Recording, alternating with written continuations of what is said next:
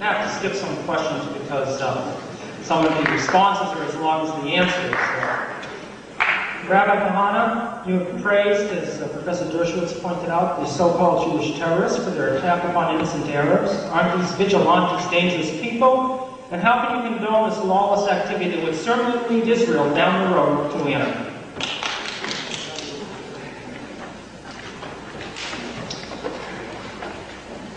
I've always said that it's a tragedy that those Jews took the law into their own hands. It was the job of the government of Israel to do what they did. You know what it means to live in Kiryat Arba? And have buses stoned every single day. It's gotten so bad that it doesn't even make papers there. What are we supposed to do? Jews live in settlements, and their wives are there, and their children are there.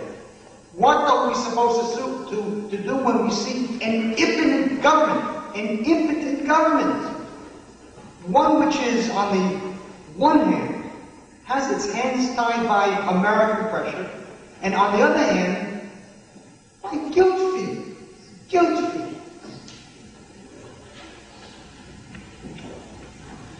They're not terrorists, they're heroes. They're heroes.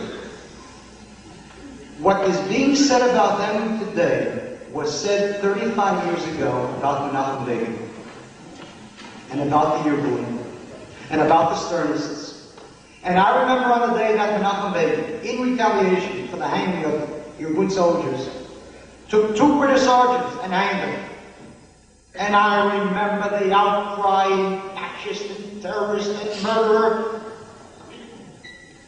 But that was the last Irgun soldier that was ever hanged. What are we supposed to do?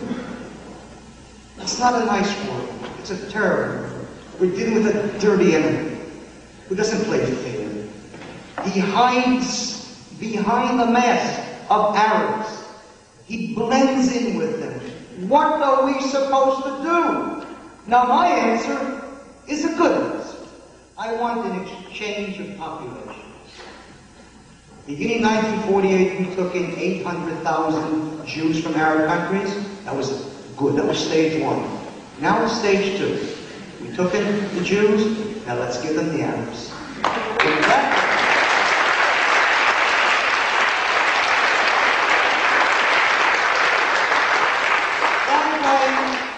No Arab will be killed in Israel.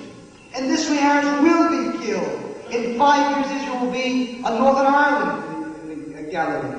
You'll see Arabs and Jews killed every single week there. That's the truth. I don't want to see Arabs killed. And I certainly don't want to see Jews killed. I wish the Arabs well. I wish them the best elsewhere. And that is the answer. Otherwise we will have blood. And I want to tell you that part of this incredible, this insane, immoral ethics, this immoral moralism, during the war in Lebanon, from the early days on, do you know how many Jewish soldiers died needlessly? Because they were given orders not to attack PLO concentrations if they were in villages. So they had to go in without firepower and without air power.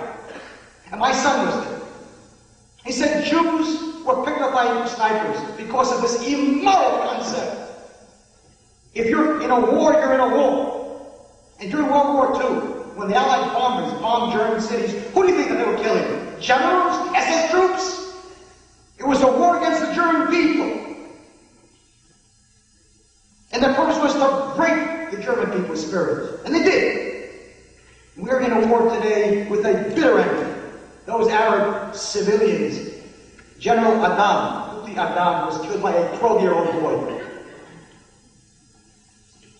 It's a dirty war. It's a miserable war. I wish it didn't exist. I wish that my son would not have to go to Lebanon. I wish that I don't have to go to Lebanon. I wish that no Jew would have to go to Lebanon. But we have to go. It's a war. It's a dirty war. And those so-called terrorists were attempting to put the fear of God into the Arabs. Because the only thing that the Arab will ever understand is fear. And that's why most of my voters are Sephardic Jews. They're the last sane people left in the country. They're untouched as yet by college professors. They live with Arabs. They live with Arabs. They live under Arabs. They know what Arabs are. They never again want to live under Arabs. Terrorism?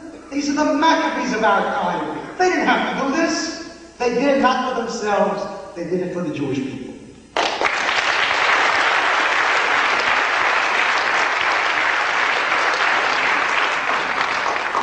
The great tragedy is that Rabbi Kahane genuinely doesn't understand that General Sharon's war in Lebanon was not World War II.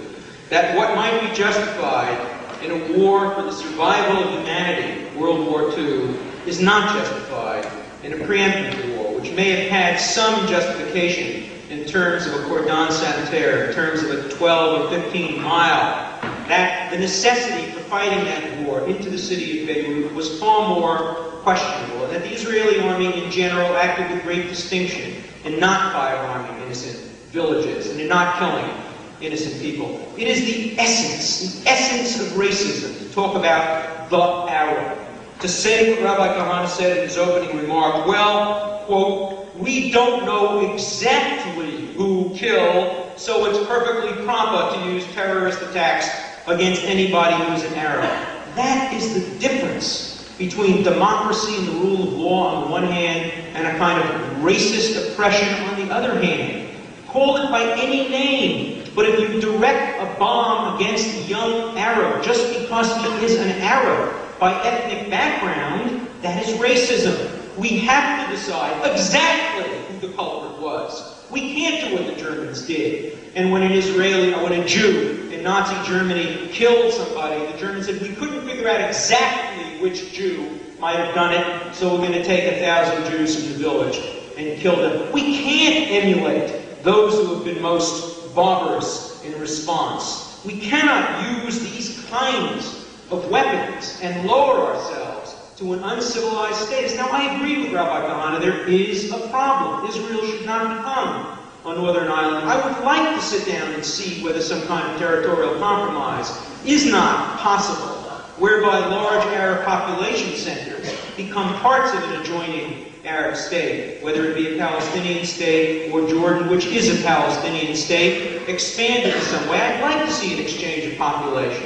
I would like not to see any Jews who are now resident in the West Bank, in areas that are not Arab population centers, be allowed to remain there as a security border in exchange for ceding some heavily populated Arab land that don't have immense security needs today, so that Israel doesn't run into the problem of a Northern Ireland. These are going to be very difficult to work through. It's not popular in the debate to come up with solutions that are not simple-minded and don't get immediate applause because they don't appeal to a kind of very easy solution. These are hard questions. These are not going to be resolved overnight. These are not going to be resolved in a year or 5 years or 2 years. The situation today with Egypt is far better than it was 10 years ago and far worse than it should be. To say that there's peace in the Middle East, of course, is unrealistic. To say that there's more peace than there was 7 or 8 or 10 years ago is not at all realistic. One has to assess the net benefits and the net disadvantages of an operation like Operation Peace in Galilee. Israelis are assessing it, and Israelis are coming back today in increasing numbers with some negative conclusions about the second phase of the operation in Lebanon. It's for Israel to decide those questions. They are doing it in an intelligent, in a rational, and in a democratic manner. And I suspect that when the time comes to vote and to see how the Israelis evaluate the operations in Lebanon, we're going to see some very, very mixed results. We're seeing, as I think it was said in the New York Times yesterday, that there's an enormous amount of support for Israeli strategic, long-term goals, and the long-term goals are withdrawal from Lebanon, and that they're on the tactical goals, in fact, on the tactical goals of how Israel gets out of Lebanon. The Israelis tend to be very hawkish. Let's protect the Israeli soldiers. On the long-term goals, the public opinion polls show that Israelis are increasingly dovish. These are problems that are not going to provide no simple solutions, and they will be resolved in a democratic fashion by Israelis like Rabbi Kahane, whose children and whose bodies are on the line. This is not for Americans to debate in democratic parliaments here or in great halls like this here. These are debates that must occur in Israel. They are occurring in Israel forcefully and openly. The great response that the Israeli people gave to the massacres at Shatila and Sabra are what the world must listen to. The fact that there is dispute and debate about what's going on there, and not to look only at Rabbi Kahane as a representative of some of the worst aspects, of some of the worst feelings, and some of the worst instincts that people have in Israel. I agree with him. He does appeal to a segment of the Israeli society, and he does appeal to a segment of the Israeli society that tends to share some of those racist views. And it tells us something, that some of these people come from different backgrounds, but those are not the best traditions that exist in Israel. Most Israelis want peace, and they want peace with justice.